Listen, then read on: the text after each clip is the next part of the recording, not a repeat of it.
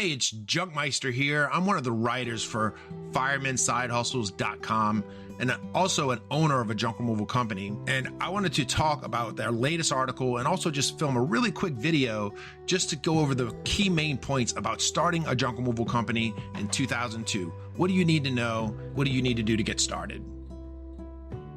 So first off, obviously you have to plan your junk removal business. What is the reason that you want to start a junk removal business? Do you want a full-time business? Do you want a part-time business? Do you want just to maybe add a little income to your already existing job? Or is it something that you want to do full-time? You know, do you want to grow a big company? Do you want to stay small? These are all kind of things that you really should know and understand before jumping into any market. You need to be able to kind of understand that the junk removal market is a low barrier of entry type of market. What I mean by low barrier of entry is that, especially with COVID in 2020, people being laid off, people were looking for ways to increase their income. And junk removal is a great way to do that, but it also has a low barrier of entry. There's not a great level of skill needed. The equipment you could rent. You know, there's plenty of people that I see starting junk removal companies with just cars or renting U-Hauls to get certain jobs done. And so the barrier of entry is low, which means the competition is going to be high. So if you can understand that before starting your junk removal company, you'll be able to understand the market a little bit better, but also you'll be able to maybe differentiate yourself from your competitors, which will kind of give you an edge. You need to know your cost and your market. The cost of markets vary differently depending on state, city, you know, across the board. You know, certain states have specific guidelines on what you can and cannot get rid of. And sometimes the expense of dumping certain things are more in certain states. The cost of running a junk removal company in California is going to be much higher than, say, running one in Louisiana or Mississippi or Alabama or one of those southern states, right? Just because the fees are going to be different. So you need to know that. You need to know what people are paying. And that takes a little bit of research. You want to research your market, call around, find out what people are pricing, find out what the average is for your area, because the average in one place could be greatly different than the average of another. And so you don't want to set yourself up for failure before you even start. So how do you officially start your junk removal company? Well, it's pretty easy, right? How to start your business. Well, first thing you need to do is figure out your name, what you're going to be called, and see if it's available so that you could register with the state. You could register as a DBA or doing business as, or maybe an LLC or an S Corp. You may want to talk to your accountant. He's going to be able to guide you a little bit better in what's going to fit your needs. And then you're going to get your insurance. What type of insurance do you need? Do you need limited liability, right?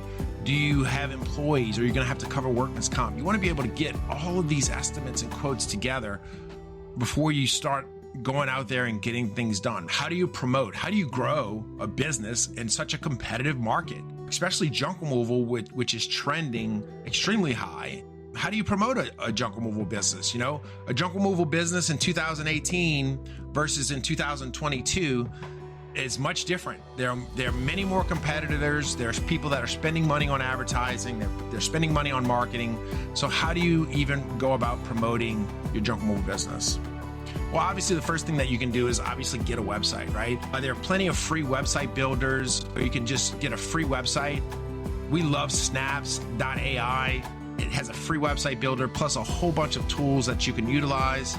You want to get that free website built, purchase that domain, and you want to be able to get a phone number. And I see a lot of people make this mistake jumping into junk removal, and I did it myself. And I put my cell phone number out there in association with my business.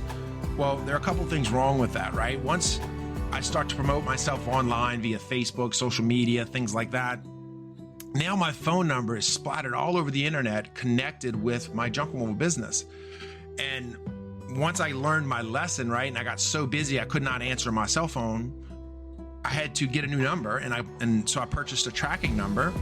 But now I still get phone calls, you know, repeat customers from that cell phone number. So it's good to just get a virtual number that you can associate with your business. They're low cost, A lot of times you can do amazing things with them, record phone calls, forward phone calls, so that way your company looks professional, and that way every time a phone call comes in from that business, from that junk removal company, you know that it's a potential client on the other line.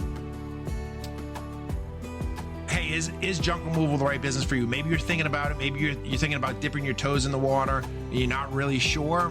Well, there are a couple things that we can talk about really quick. Is one, you got to know that it's a physical job. If you're going to be out there working, you don't have to be in peak physical shape, but you're picking stuff up and you're loading and unloading things. And so, if you have a bad back, or if you're really out of shape, junk removal may not be the right business for you, right? What type of money are you expecting to make? And again, this goes back into research and understanding your market. When I first started my junk removal business, I was doing it for side money, and I was happy to make an extra $150 to $300 a week. And now, we have 2 full-time employees. We average anywhere between, $800 to $1,500 a day. And so setting those goals and setting those expectations, the sky is the limit if you're willing to do what it takes to build your market and build your brand and be a junk removal company that people can rely on. And how big you can get is really just how far do you want to go? What is it that you want to do? And understand how to do that and how to get there.